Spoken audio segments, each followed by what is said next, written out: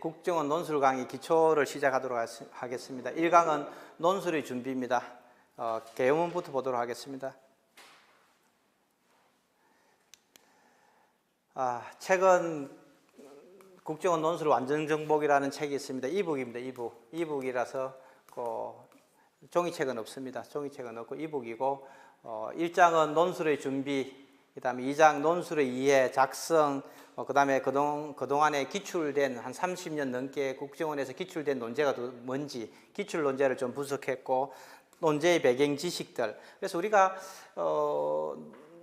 사실은 논술이라는 게 암기 과목은 아닌데 최소한의 어떤 백그라운드 지식은 좀 갖고 있어야 된다는 거죠. 그래서 우리가 기본적으로 책 같은 거, 책은 뭐 일반적인 책도 좀 읽어야 되고 신문도 좀 봐야 되고 뭐 이런 부분들이 이제 백그라운드 지식인데 그걸 다 갖고 있기가 쉽지 않으니까 또 해외에서 살았거나 이런 학생들을 대비해서 제가 백그라운드 기본 지식들은 정리를 해놨습니다. 이 정도만 알면은 대통령에 쓰는 보고서, 국정원에서 원하는 논술 관련된 글을 쓰는 데는 전혀 지장 없는 그런 부분들이 정리가 되어 있습니다. 동서양의 역사들, 기본적인 문명의 충돌이라든지 종교의 역할이라든지 이런 부분들이 백그라운드 지식, 배경 지식으로 되어 있고요. 그 다음에 실전 논술의 완성, 논술에 필요한 문법들 뭐 이런 것들이 간단하게 정리가 되어 있습니다.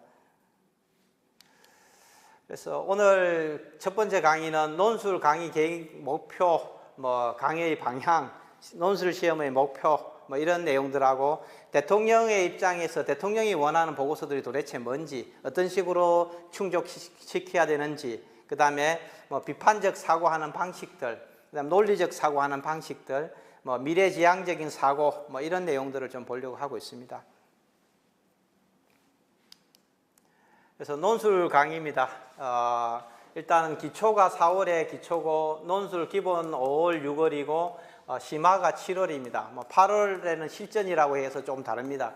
직접 쓰는 그런 방식으로 하고 있고요.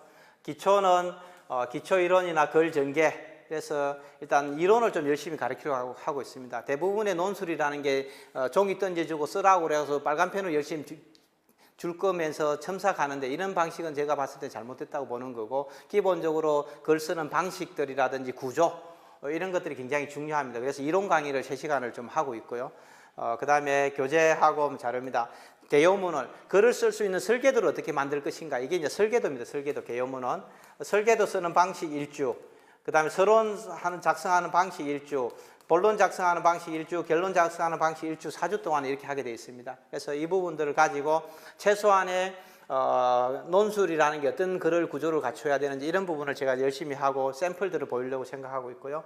그 다음에 기본은 서론, 본론, 결론을 쓰는 겁니다. 내가 이론만 한다고 쓰는 게 아니라 서론을 직접 써보는 거죠. 쓰고 첨삭을 합니다. 첨삭. 그래서 어떤 부분들이 어떤 게 부족한지, 어떤 것들을 좀 더 보완해야 되는지 이런 부분들, 그 다음에 다양한 지식들. 그래서 우리가 지금 알고 있는 혼자서 공부하면 땡큐지만은 그게 안 된다면은 최소한의 제가 필독서가 한 20권 정도 됩니다. 필독서가 20권.